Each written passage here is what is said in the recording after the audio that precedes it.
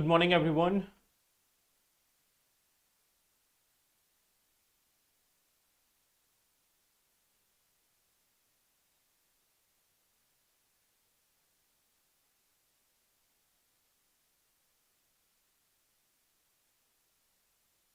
Good morning, Jai Hind, and I hope I am properly audible and visual to all of you.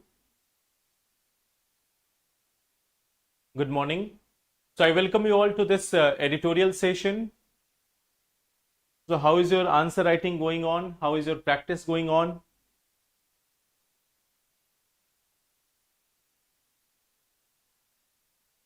Have you made a compilation of the topics, that how many topics we have covered so far through our editorial session? See, on weekly basis, we are having around 10-12 topics. On weekly basis, we are having 10-12 topics. So by now, you may have got, like over the last 3 to 4 months, you may have got more than 150 plus topics. You may have got 150 plus topics. So now the topics will get repeated. You have to improve your content there. You have to add on some new ideas there. So this is a ongoing thing.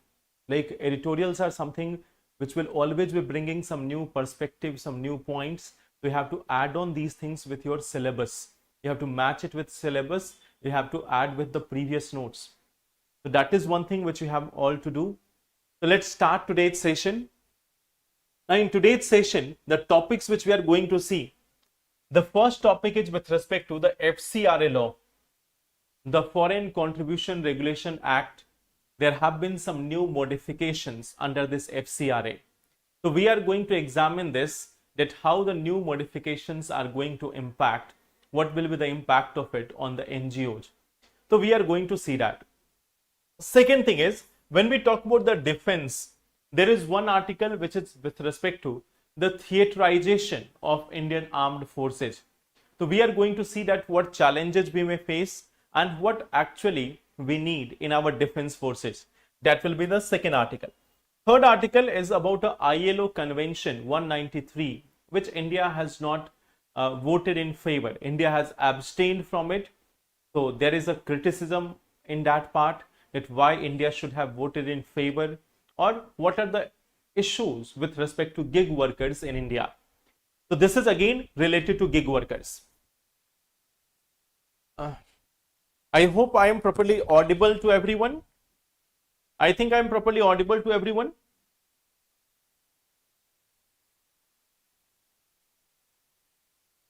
Yes, I think it's properly audible. Chalo. So let's start. Check from your side. There may be issue in your mobile phones. So we have this first article with respect to the Foreign Contribution Regulation Act, for FCRA Act, related to the NGOs. Okay. Now, first of all, we will see two parts. What is the purpose of FCRA? Purpose of FCRA, Foreign Contribution Regulation Act. What is the purpose? The purpose is transparency. Transparency in foreign contribution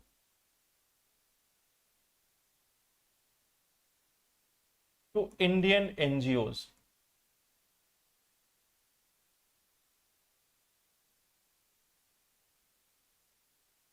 And here we have this one aim. We have a dual purpose: to counter money laundering,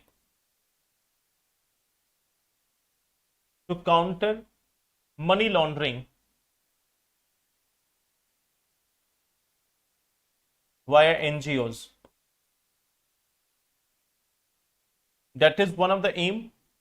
There is also this aim to counter anti-India narrative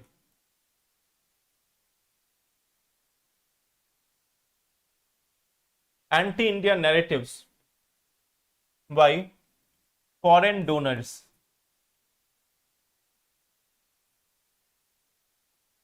by foreign donors.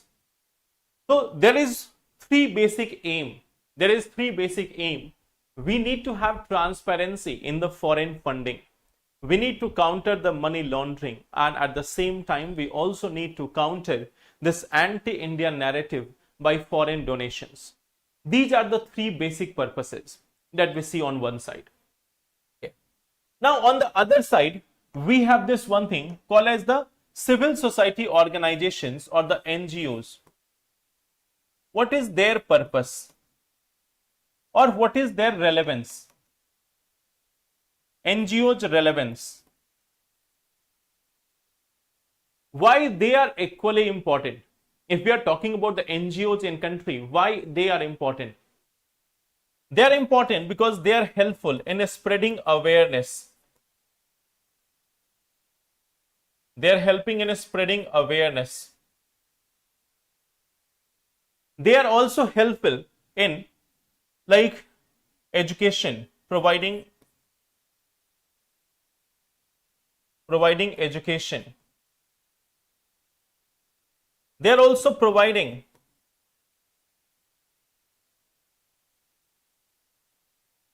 technical skills.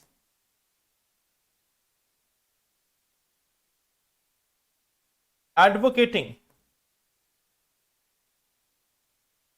democratic rights.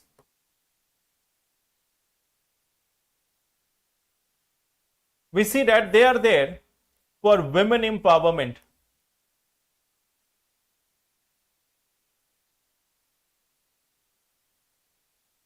They are there for helping elderly.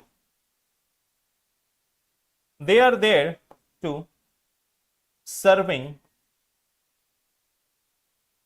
the marginalized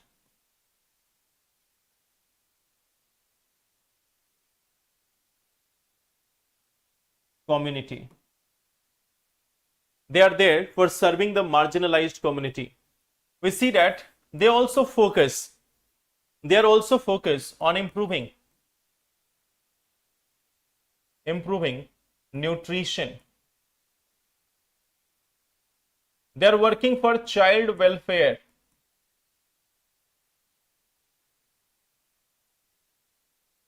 They are also working for this rescue of children and women from traffickers. We see that rescuing children and women from human trafficking.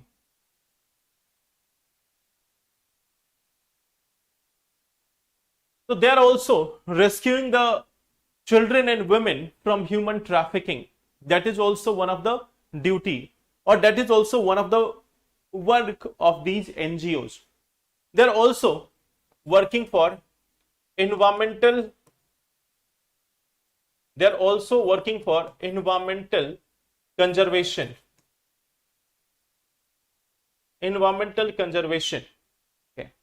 Revival of culture. Some of them are working for revival of culture. Protecting minorities. We see that there are certain NGOs who are also working for welfare of the prisoners. They are also working for welfare of prisoners. They are also working for reforms in governance.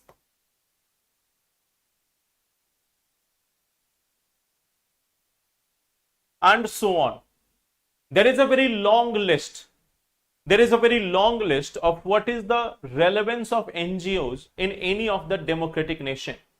From rescuing the children and women from human traffickers to child welfare, women welfare, nutrition, awareness, education, technical skills, democratic rights, women empowerment, helping elderly, serving the marginalized community, and every other dimensions. So when we are talking about the civil society organization, when we are talking about the NGOs, they have a significant relevance in our country. They have a very important relevance in our country. Now, what we see that there are certain challenges also with respect to NGOs. There are certain challenges with respect to NGOs. We see that many of the NGOs are also being utilized for money laundering. There is use of NGOs for money laundering.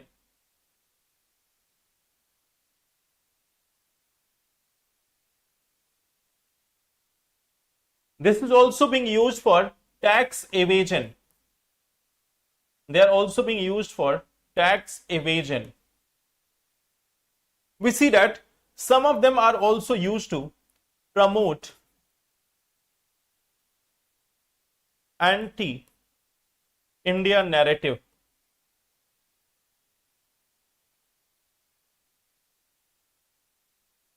There is also this one thing, there is a lack of transparency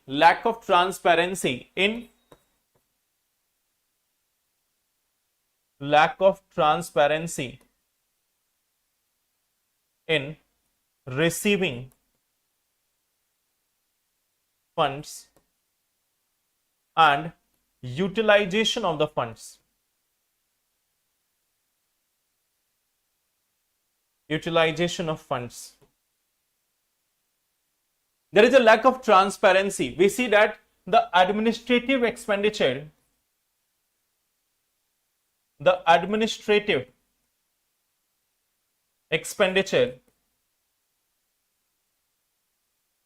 is often higher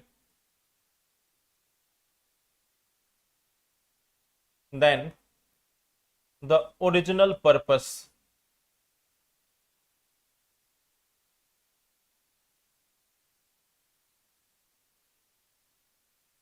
That many a times you are also seeing that their original purpose is supposed to educate the people, but the administrative expenses are more than what they are spending on education. So, in order to do all these things, in order to counter all these things, government has from time to time come with FCRA regulations. This is not the first time. India is not the only country. Throughout the world, there have been different rules with respect to FCRA. Throughout the world, there have been several rules with respect to FCRA, Foreign Contribution Regulation Act. Okay. So recently, the government has also come with FCRA. Okay. The government has also come with the FCRA amendment. Government has also come with the FCRA amendment in 2026. And what is the main idea here? The main idea is, what is the main parts of the bill? Mandatory registration and renewal. Basically, the thing is, you have to mandatory do the registration and renewal from time to time.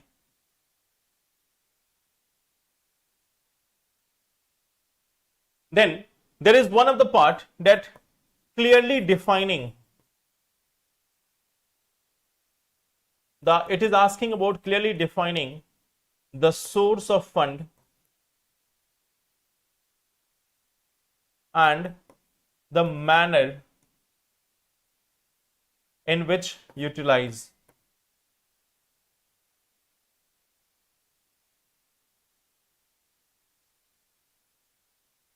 It has also defined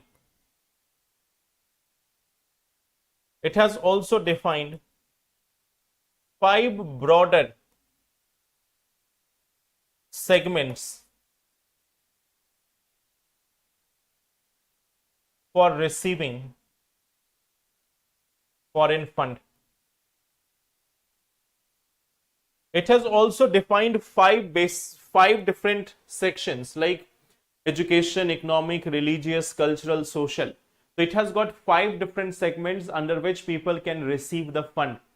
So it's not like for anything you can get the foreign funds. There is a special category: education, economic, religious, cultural, social.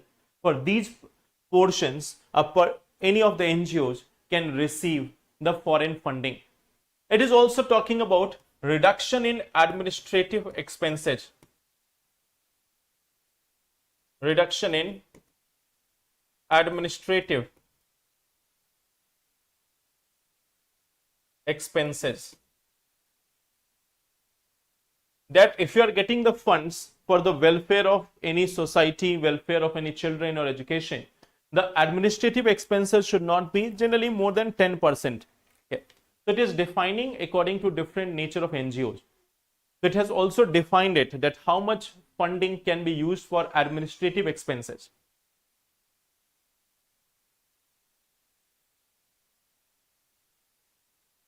So these are the broadly the aims.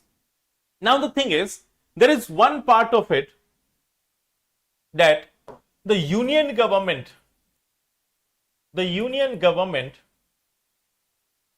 will have power to confiscate the assets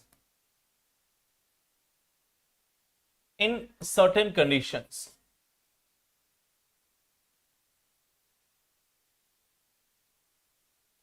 Let's suppose that if an NGO is getting the fund from outside, if an NGO is receiving fund from outside of India, the government of India has the power to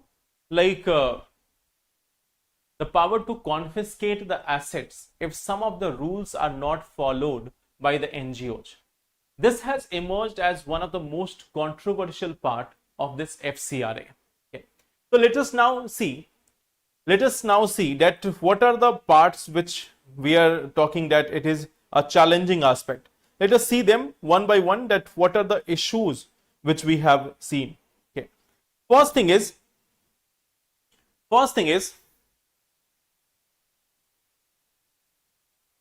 if registration is cancelled, then it will lead to confiscation of assets. That if the registration of an NGO is cancelled, all the foreign funds, all the assets, they will be confiscated by the government. Okay. So what we see that this is one of the part. Okay. And the thing is, if the organization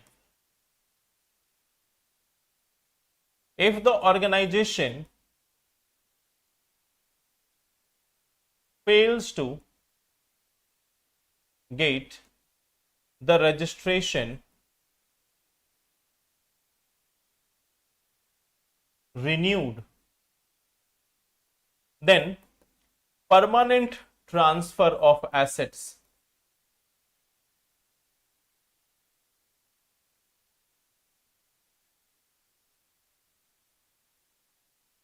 to government. So suppose that if an NGO is there, if somehow their registration is cancelled,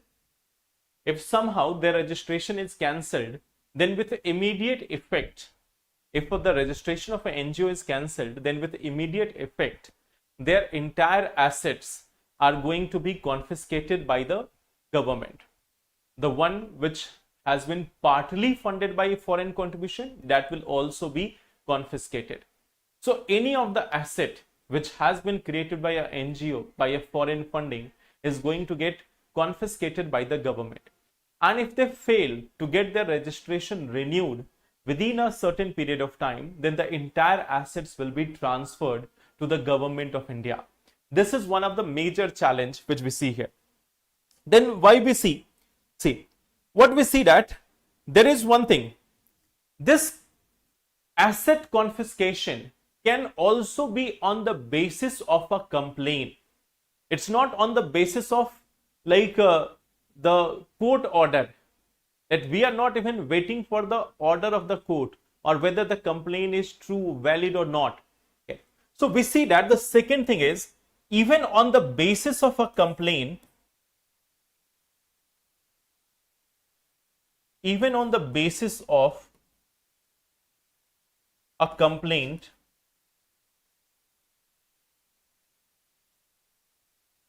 even on the basis of a complaint, assets can be confiscated.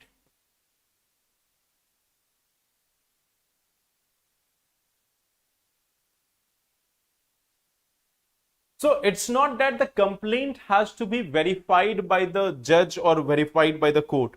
Okay. So a mere prosecution or complaint, this can be the reason. This can lead to cancellation of registration. This can lead to cancellation of registration. So even if there is a complaint, that can lead to cancellation of registration. And if there is a cancellation of registration, the assets can be taken over by the government. So here we are not even waiting for this part that the complaint has to first go through court. If the complaint is valid or not, then after the decision will be taken. No. Here in this case, it is being said that even on the basis of a complaint itself, the registration can get cancelled. And when the registration is cancelled, in that scenario, the assets can be taken over by the government. So this is the second part. Okay. Then we see that, now suppose that the third thing, if there is a voluntary surrender of registration by a NGO, voluntary surrender of registration under FCRA by a NGO. Like suppose that there is a NGO XYZ. There is a NGO XYZ. Earlier it was receiving foreign contribution. Then it thought that no, foreign contribution is too much risky. So let's not take any foreign contribution anymore. We are going to surrender our registration. We are not going to take foreign funding from now onwards. अब हम foreign funding नहीं लेंगे. So in that case also, all the previous funding which has been taken by them, that is going to be taken over by the government. Okay. So the assets created in the past will be taken over by the government. So what we see that the assets created over in the past will be taken by government.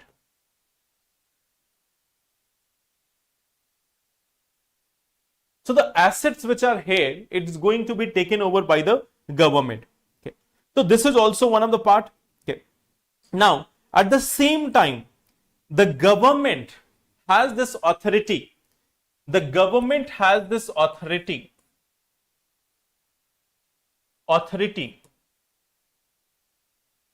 to exempt any person or organization from these rules.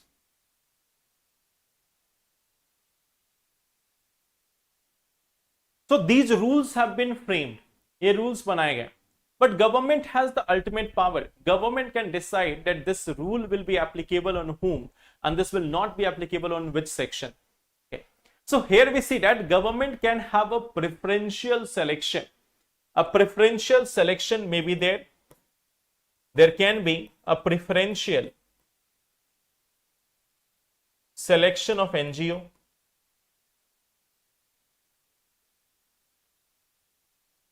This can be violation of Article 14. This can be regarded as violation of Article 14. Okay. So government can exempt a certain organization. Okay. So this is also one of the things that it is going to discourage the NGOs. It is discouraging the NGOs from receiving foreign fundings. You know the work of the NGOs. We have already discussed that what is the main purpose of FCRA, what is the work of NGOs. Then at the same time, we have also seen what are the challenges with respect to NGOs and what are the new government regulations with respect to NGOs. I hope these four things are clear. First of all, what we have seen here, that what is the purpose of FCRA. Second thing, we have seen what is the relevance of NGOs, what they do. Third thing, we have seen what are the challenges with respect to NGOs. And the fourth part, that what is the FCRA amendment, what amendment has been done, and then what are the challenges with respect to that amendment. I hope these 4-5 points are clear to you. ये पूरा part portion clear है आपको कि what government is doing in this FCRA, what is the purpose of NGOs, why they are relevant. Okay. So this is one entire notes which you can make related to your GS paper 2. Okay. अब आते हैं दूसरे editorial पे. Second editorial is about the theater reform. Okay.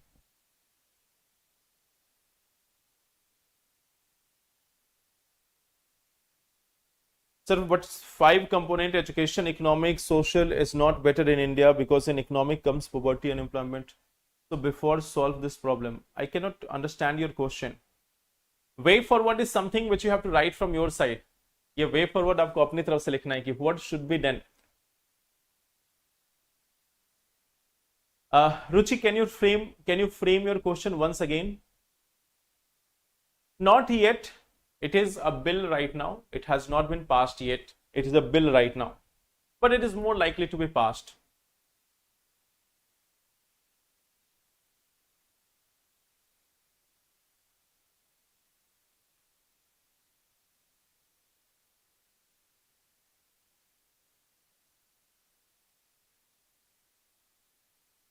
So recently a new channel showed that the West vividly captured happening in Delhi, but shut its eyes on happening in Pakistan. My question is, why we are comparing ourselves with Pakistan? How can you compare India with Pakistan? If some new channel is comparing India with Pakistan, they are like demeaning India. How can you compare India with Pakistan? If you have to compare Pakistan with Syria, compare Pakistan with Iran, compare it with other parts of the world where there is no such democracy, where there is no such rights, where there is no such welfare of the people. How can you compare India to Pakistan? India will always be compared with the European democratic nations, or India will always be compared in terms of economy with China, in terms of economy with US. If you compare India with Pakistan, that is the greatest demeaning of India. How can you compare India with Pakistan? How can you compare it with Bangladesh? It's not comparable at all. If you're comparing India with Pakistan, this is the biggest challenge. Pakistan is having no such values as India is having. So do not ever compare India with Pakistan. If some new channels are doing it, they are doing it for cheap TRP. So new channels can do it for TRP because they are trying to play with sentiments. But if you are comparing India with Pakistan, that is the biggest demeanor. Okay. Now come to this part, India's theater reform. Okay. What is the article here? What is the context? India is going for theaterization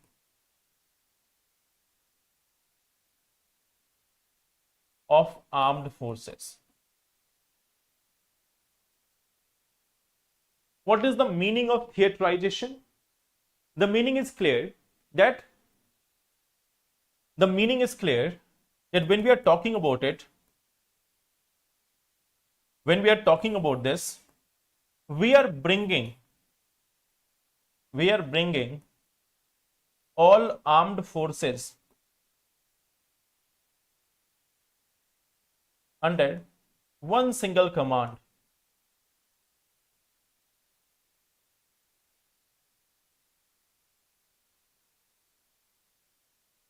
Bringing all armed forces under one single command. Okay. That is the meaning of it. Why we are doing this? Okay. The next thing is that why we are doing it. The next question arises that why we are doing this.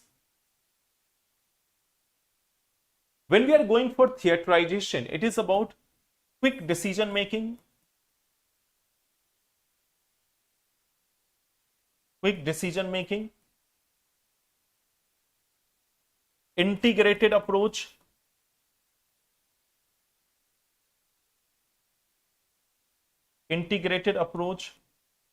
in war, optimization of resources,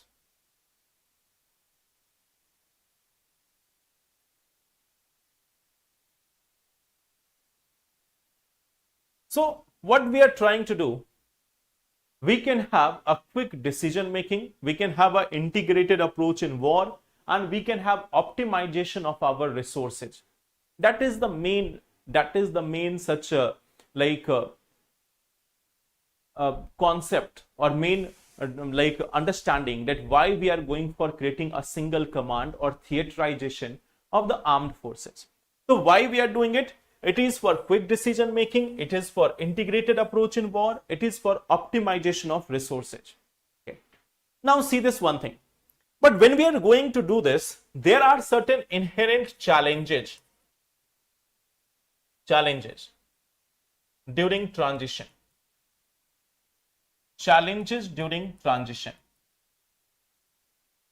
There are going to be some challenges during the transition.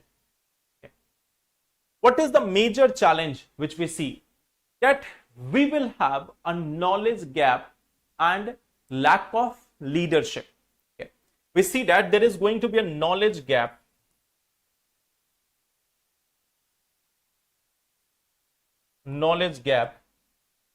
and lack of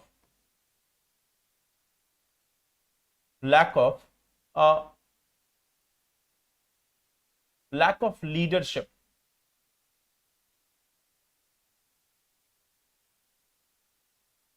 See, this is one of the major challenges. Let us try to understand this, what we are discussing here.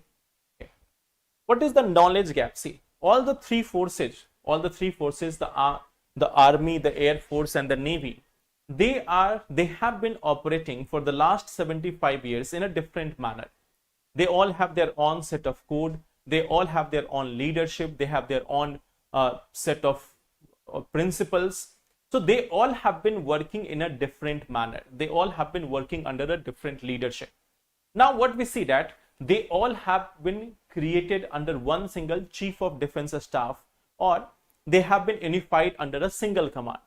So in this condition, it may become challenging in the beginning period, in the transition period, that we may not have such a person who can command all the three forces in the same manner, or all the forces will be accepting the person in the same manner. Okay. Like suppose if a person has been elevated to the chief of defense staff from that of army, so air force and navy personnels, they will see them someone as outsider. If someone has come from air force, then again by army and naval forces, they will be seen as someone who is outsider. So this is one of the challenge which can be seen in the beginning. Okay. We also see that there is also difference in culture and code of conduct. Difference in culture and code of conduct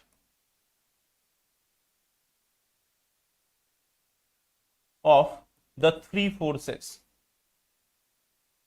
So that is also one of the part, that there is a difference in the culture. There is a difference in the culture and working of the three forces. So integrating them all at one place, that is also one of the challenge. Okay. So there can be issue of rank equivalence. Okay. There can be issue of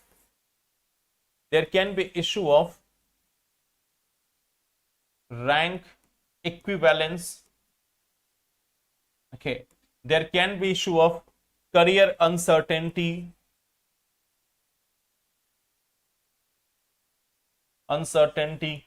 There can also be issue of reduced morale.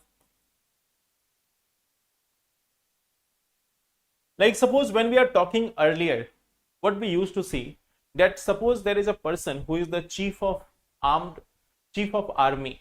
So he knew that he is the supreme power in the army, or he is the main power in army. There is no one beyond him. If someone is chief of army, if someone is chief of navy, if someone is chief of air force, they know that they are the like supreme leader, decision maker within their forces. They don't have to follow anyone else rule. They don't have to follow the rule of anyone other. But what we see now, that now the condition is that they all have to work under a chief of defense staff. Now initially there is going to be some inertia. There is going to be some inertia in doing so. So this is a challenge during the transition. It is not a permanent challenge. It is a challenge during the transition. Then also what we see that under this theaterization, there is also one of the thing that there is multiple command layers. There is also multiple command layers. Multiple command layers. Like we have the defense minister, we have defense minister, we are also having chief of defense staff,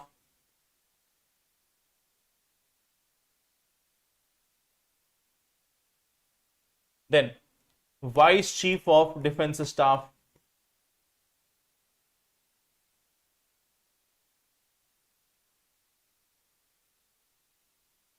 then we also see that there is also the theater commanders.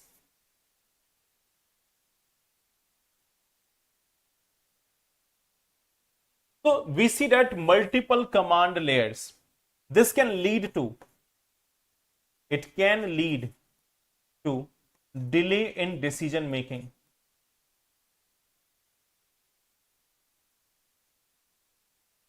It can lead to delay in decision making.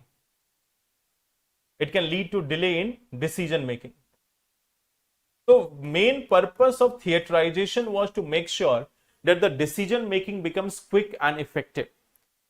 That the decision making becomes quick and effective. Okay. हाँ, chief of defense staff तो 3 forces का leader है, of course. But the thing is that earlier the leaders of Navy used to believe that we are the main decision makers here in Navy. Then the chief of army, they used to believe that they are the chief there. But now we see that a new post has been created above them. And sometimes someone from army would be there, sometimes someone from Navy would be there, sometimes someone from Air Force would be there. So what we see that earlier these 3 forces used to exist separately. पहले ये तीनों separate forces थे. Now we see that a post has been created above all 3 of them. उन तीनों के ऊपर में एक post create हो गया. Now the person can come from any of the force. They can come from Navy also, they can come from Army also, they can come from Air Force also. So this is going to create a challenge. This is going to create a challenge. I hope it's clear. Sir daily class होना चाहिए. Daily ही class होता है मोहम्मद फजल Khan, daily ही class होता है. आप लगता है पहली बार आए हैं. So what we see that there is a challenge during transition which we see here. Now the thing is, the article is also talking about the next part, that we should also need a readiness framework. Half of this article is talking about this theater command. Half of the article is talking about this part, that we need a readiness framework. We need a readiness framework.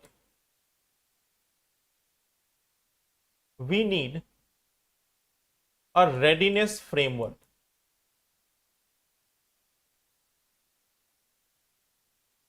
Okay. That if we want to truly prepare, our armed forces, so making a single command is one way. Okay. Or making a single command is just one step. We need another thing. So main argument here is this, that argument is creation of theater creation of a theater command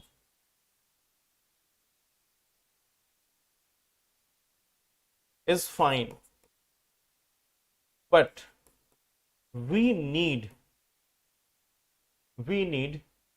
a military readiness framework.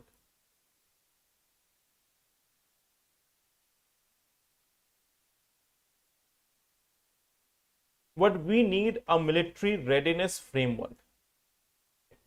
The article is saying here that it's fine that we have got a chief of defense staff, we have got a theater command. It's one side of the story. But what we also need is we need to have a readiness. We need to have a readiness. Okay. And it has been said that like in our case, we see that there is a gap. We see that there is a gap in certain thing.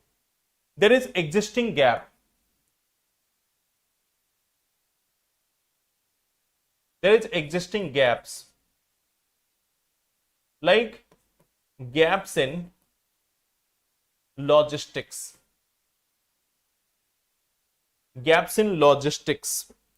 communication,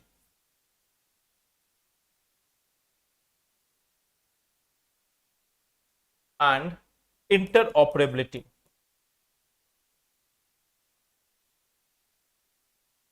That we want to have a theater command, we want to have a unified approach, an integrated approach, but we are not having that much interoperability.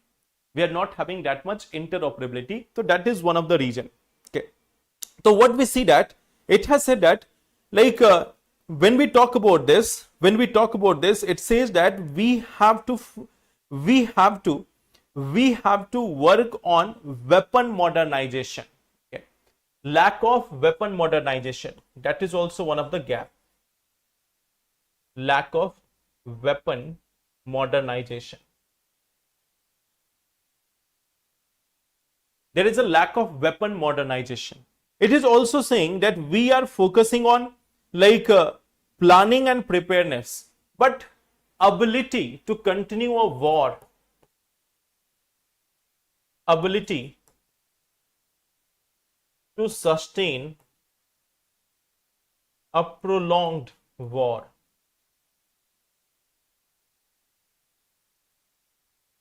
Ability to sustain a prolonged war.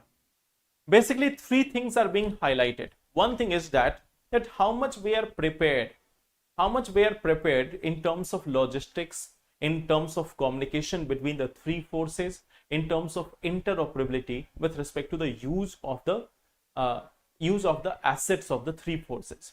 Can we use each other assets? Is it compatible? Is it interoperable? That is one part. Second part is this, that when we are talking about it, we are also having a lack of weapon modernization. Our weapons are not that much modern. We are still struggling with weapons in most of the cases. Like in case of Air Force also, we are having maximum 4.5 generation. The other countries of the world, the powerful ones, they are already having the 5th generation of aircraft. The other countries of the world, they are having 5th generation of aircraft. Some of them have advanced in drone warfare. Many of them have advanced in drone warfare. But we are lacking that modernization in India. That is the second part. The third part is that the major challenge in the present era is we are not going to have a quick battle. अभी के समय में छोटा मोटा battle नहीं होगा. It will be a prolonged war. So, do we have the ability to sustain a prolonged war? जैसे आप देखो, रशिया and यूक्रेन का war. It has been going on for the last 3 years. Russia now 4 years actually. It is going on for the last 4 years. It has started somewhere in 2022. 2022 it has started. This is 2026 already. So it is going on for the last 4 years. So now the thing is, if a war is continuing for 3 years, 4 years, are you able to sustain that? Can you sustain that? This is one of the major challenge which has been highlighted. And for this purpose, some reforms have also been suggested. For this purpose, some reforms has also been suggested that what India should be doing. Okay. So in the reform part, The first thing is we have to define the readiness matrix. Okay. We have to define readiness matrix. Okay. What is this readiness matrix? Like it is saying that what military capabilities should remain operational, what risk can be taken, what military capabilities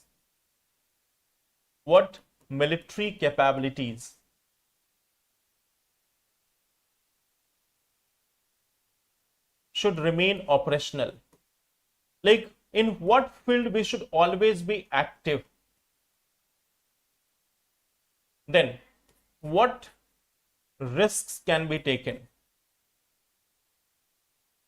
क्या risk लिया जा सकता है in case of a war, that we have to define. So we need a clear cut defined agenda on this. It cannot be done during the time of the war. We need to have a proper preparedness that if there is a escalation of war with our neighbors, then in that situation, what will be our agenda? What will be our risk factor? What risk we can take? What risk we cannot take? So this will be the first part, that define the readiness matrix. The second part, which has been said, that measuring the operational capability.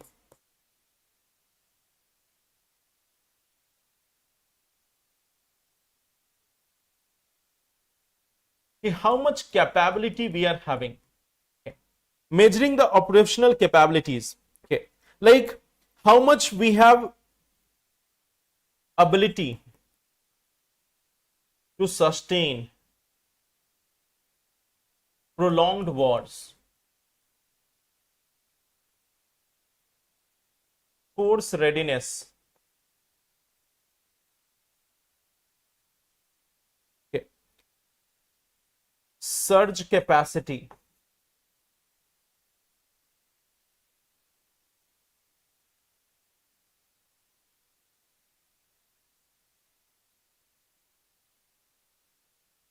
that if there is an emergency situation, what is our capacity?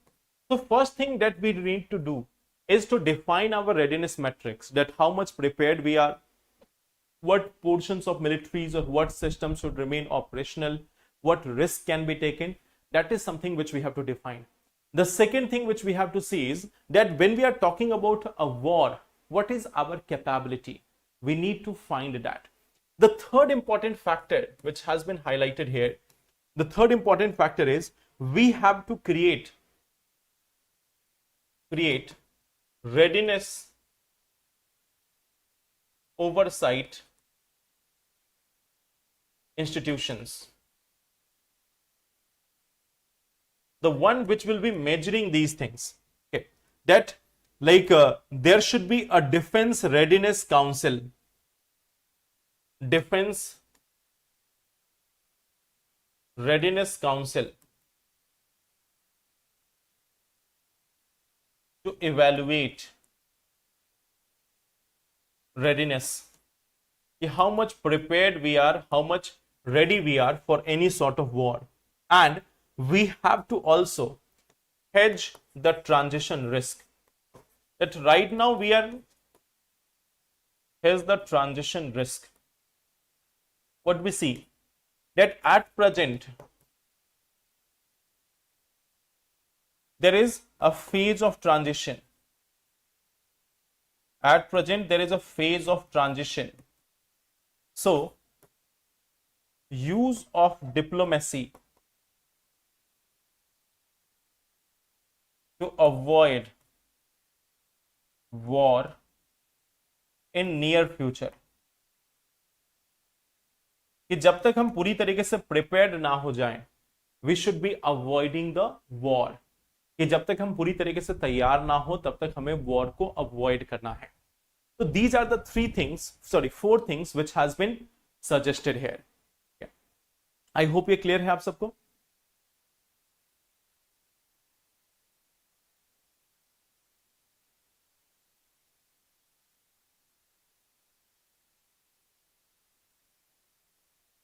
I hope it's clear.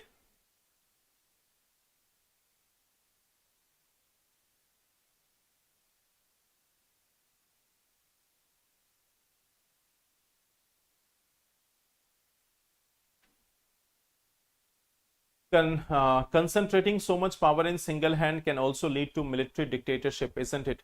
If we talk about India, you have to understand one thing, that we are a much more evolved democracy. We are a much more evolved democracy.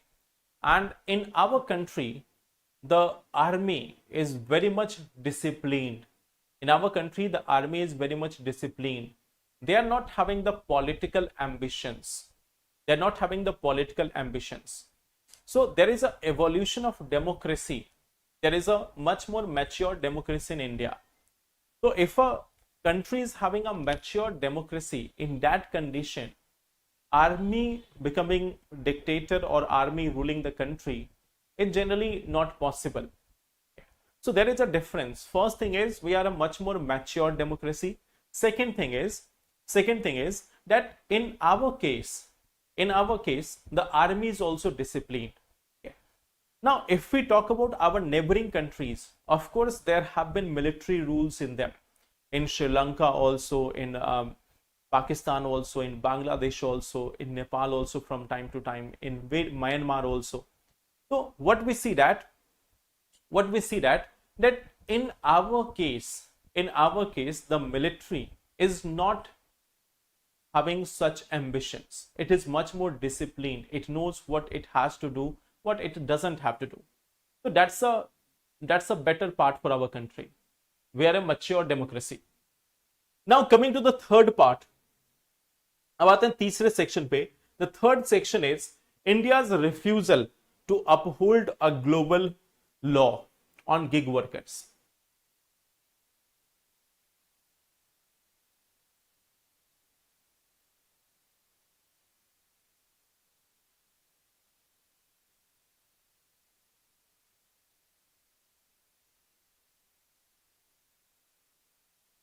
That is, one breaks the discipline, others can stop. I think, yes. But tell me about one thing.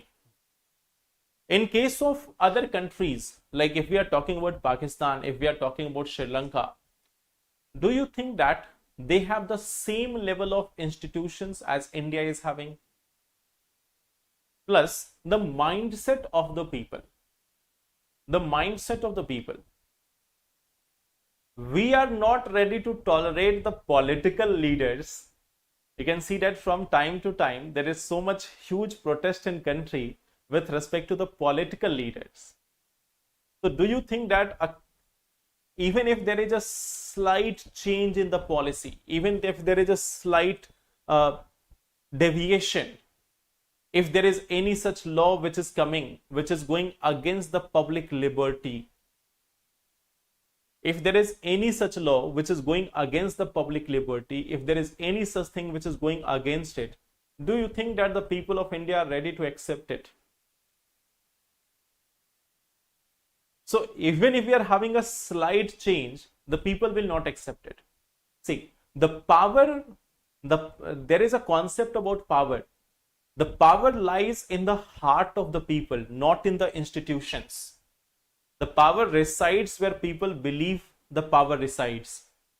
So people believe that the power resides in the office of the Prime Minister or office of the Chief Minister or office of the President.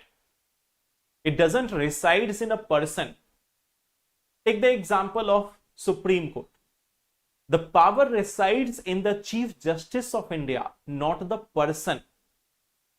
Today, one person is Chief Justice. Next day, someone else will come as the Chief Justice. Today, one person is Prime Minister. Tomorrow, someone else will be there. So here the people have a belief that power resides in the office, not the person. Okay. Also, yes. Also, what we see that the power of the CDS is more of advisory in nature. It is more of advisory in nature. It is more of like establishing a communication. It is about establishment of a communication. Okay. So don't worry about it. We are like very, very away from that situation as seen in our neighboring countries. We are very much secure from that section. Okay. Now, coming to the third part.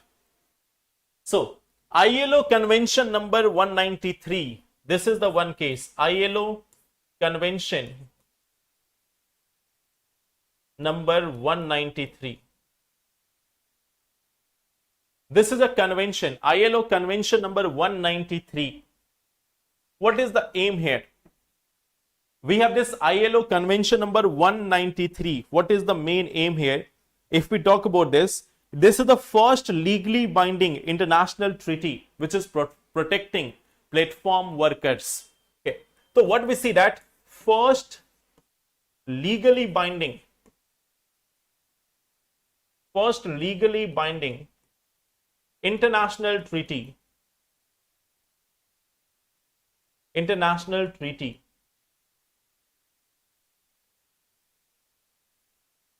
international treaty for platform workers.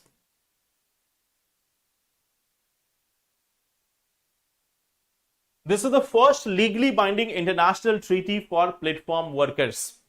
What we see that if we are talking about this ILO, there has been 406 votes in favor, 8 against and 36 abstention. Okay. 406 votes in favor.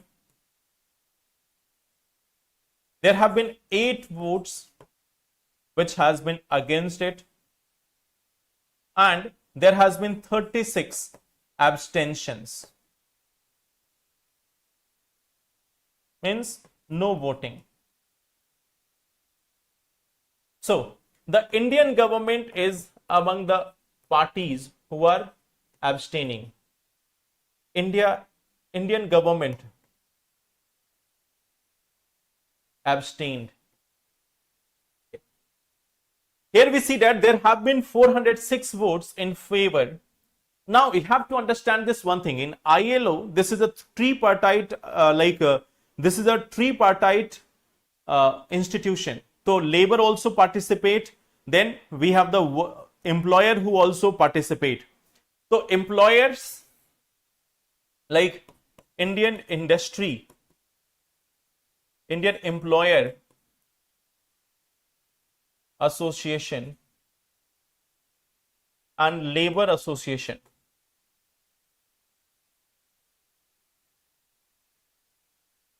They have voted in favor. Okay. So they have voted in favor.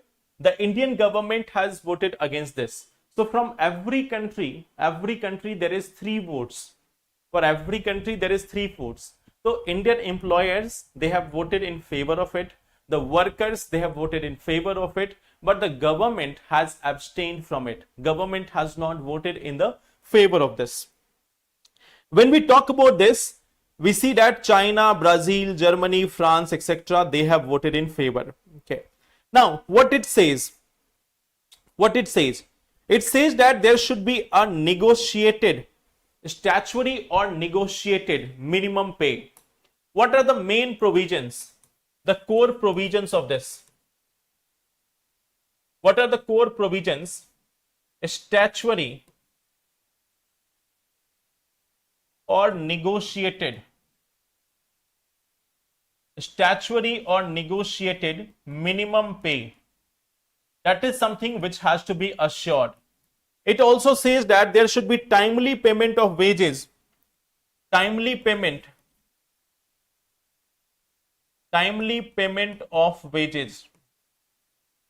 It also says this one part, that there should be occupational health and safety. Occupational health and safety. Then it also says that there should be social security benefits. Social security benefits. And it also says that equal treatment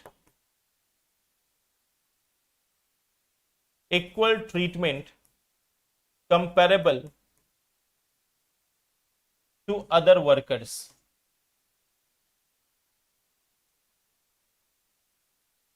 So there are 5 main core provisions of this ILO. ILO Convention number 193. This is going to be important for your prelims exam also, for mains exam also.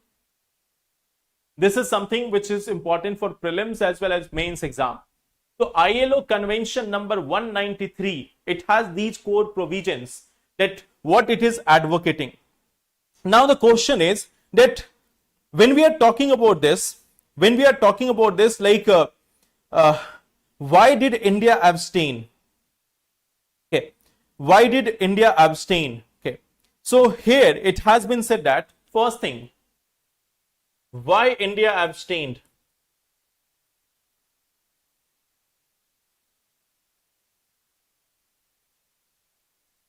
One of the part is labor.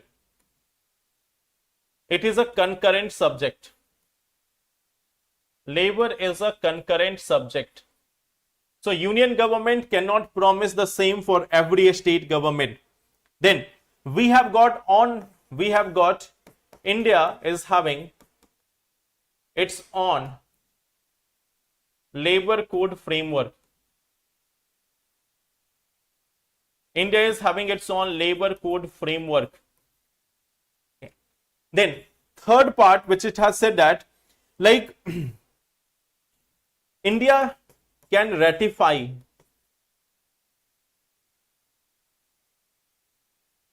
any international convention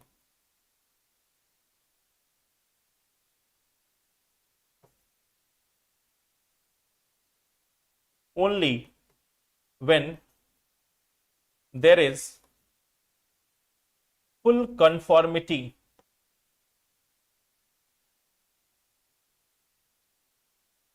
with domestic laws.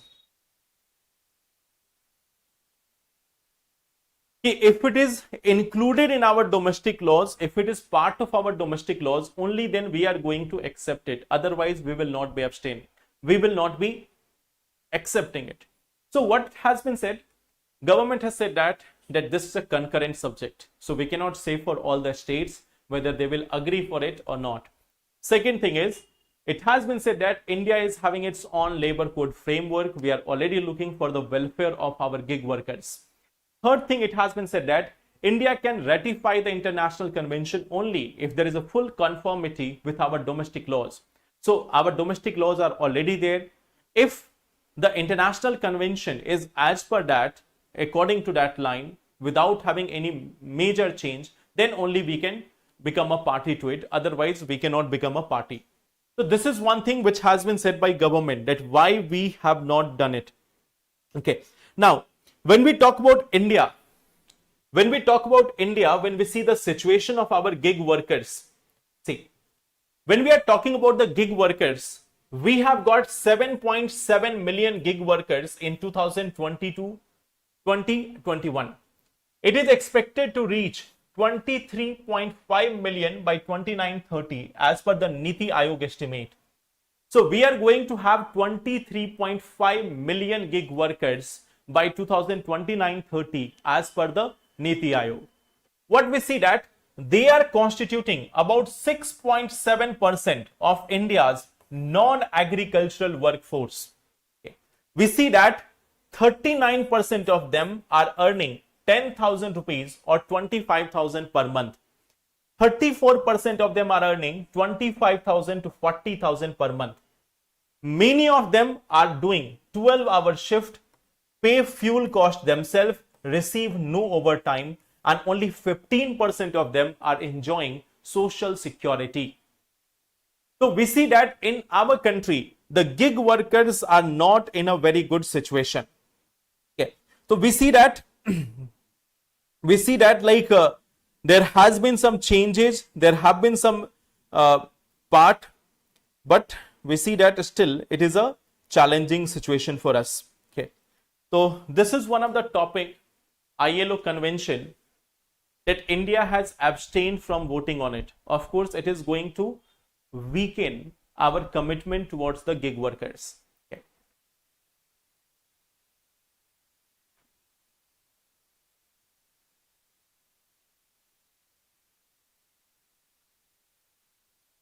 So here we have this two question. The FCRA laws are a major setback for NGOs in India. critically discuss 250 words. That is question number 1. Second thing is, do you think that India missed a major opportunity by abstaining from ILO convention number 193? Justify your answer with suitable arguments. तो ये दो part है. There are two parts of this question. Can you write this answer?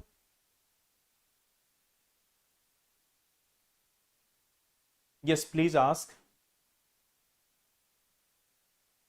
Can you write both of these answers? We are like, ILO convention is something which we have to look into. Why? Because the gig workers are a very important part of our country for our economy. So we have to see the ILO convention in detail. That's why we have seen the provisions of it. We have seen that India has abstained from it. We see the gig workers condition in India. We have seen that what problems they are facing. Okay.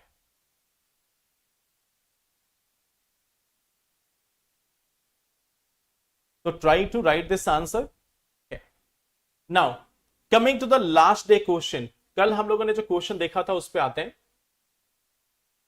Discuss the potential of AI in transforming women-led agriculture in India. Highlight the existing challenges. कितने लोगों ने लिखा है इसका answer? How many of you have written this answer?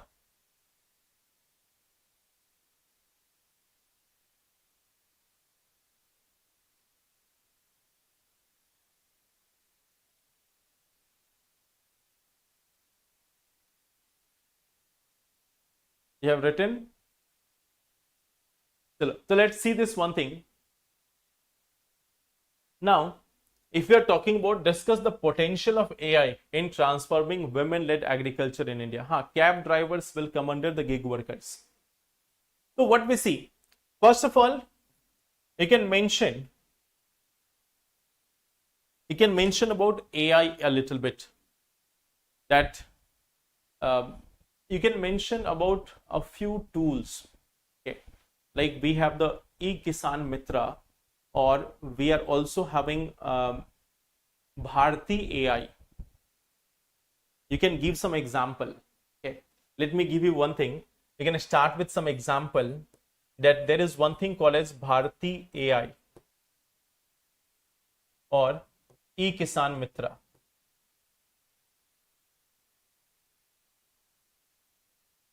You can start with some of the example. Okay, that recently AI-enabled chatbot Bharti AI has been launched to provide information with respect to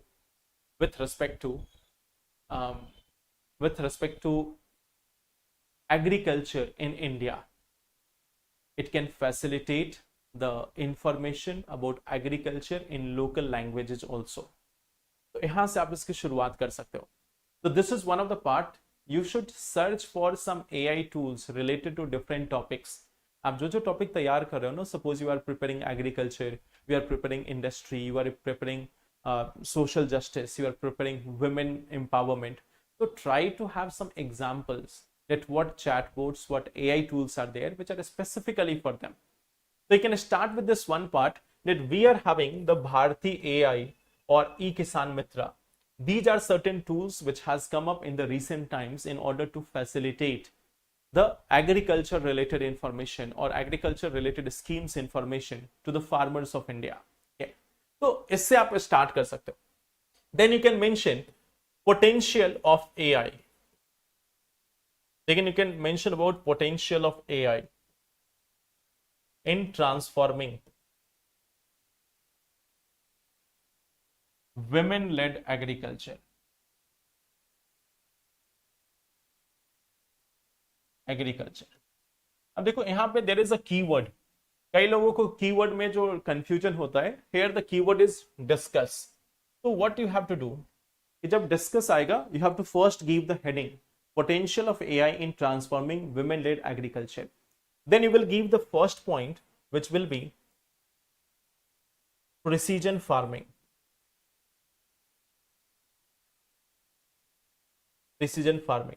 And then you need to discuss that how AI can help the women farmer to choose the crops selectively. They can choose the crop according to their soil. They can choose the best quality of crops according to the moisture level, according to the season, according to the weather, climatic conditions, etc., etc. The first thing is how it is going to help in precision farming. So when you have to discuss, you have to take one such subheading and then you have to elaborate it. If you want, you can write point wise also, that deciding the right seeds, deciding the right crop, deciding the right fertilizer, deciding the right pesticides. Okay. Then you can mention that crop monitoring. There also AI tools can help. Crop monitoring also. There also use of the AI tools. Okay. Then the third part will be crop marketing.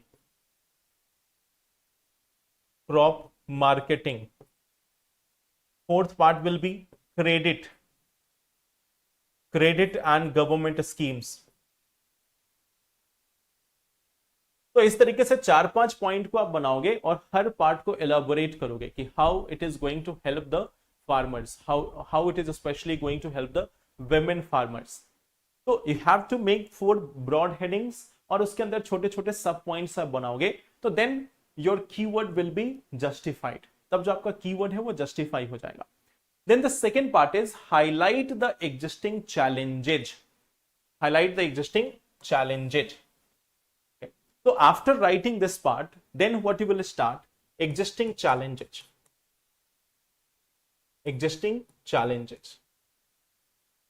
Here you have to just write point wise.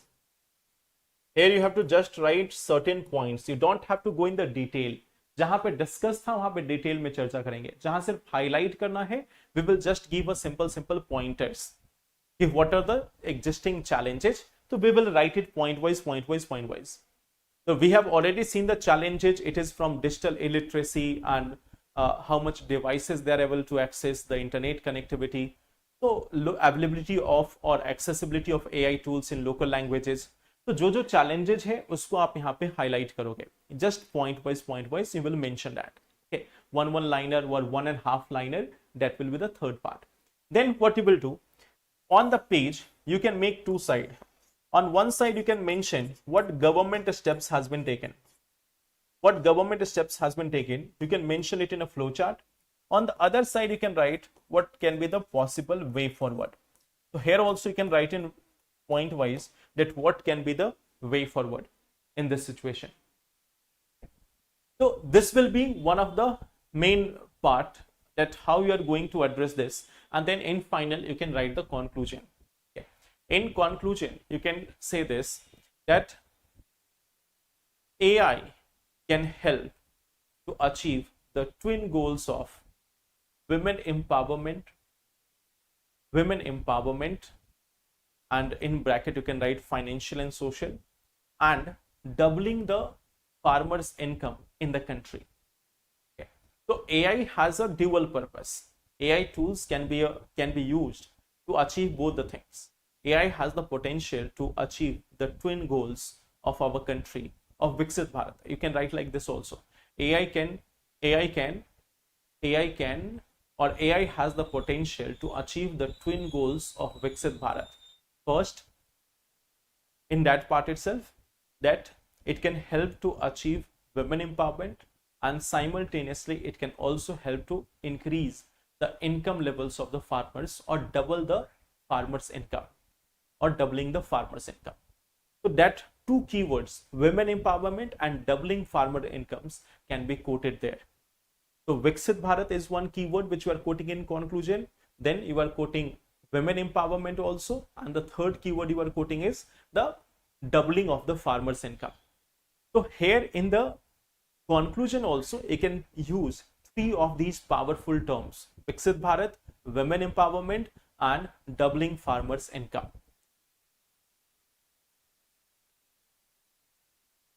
I hope that's clear.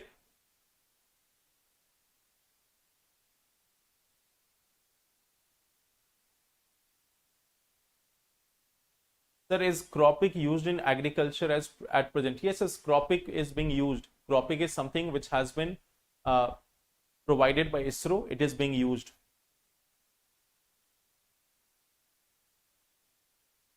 I hope it's clear. Okay, so this is the one part which you have to write. So I think now you are getting clarity over how you have to write in different keywords also. Like here, when the keyword is discuss, what you have done.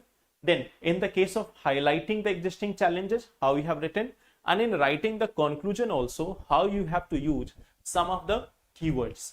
So देखो, in this answer, we are using multiple things over here. First, we have started with some example. So that is a powerful start. Then the second part is we have given a subheading, potential of AI in transforming women-led agriculture. According to the keyword, we have made subheadings and then we have elaborated it. Third part, existing challenges, we have highlighted them. Fourth part, we have come with government steps. Then we can write the way forward also, that what should be done with respect to the challenges. जो भी आप challenge लिखते हो ना, उसी पे आपको way forward लिखना होता है. जो भी चैलेंज है उसी के अनुसार आपको वे फॉरवर्ड लिखना है. And then the next part is that after doing all this, in the conclusion, we are using the power keywords like women empowerment, Viksit Bharat, and doubling farmers' income. Okay.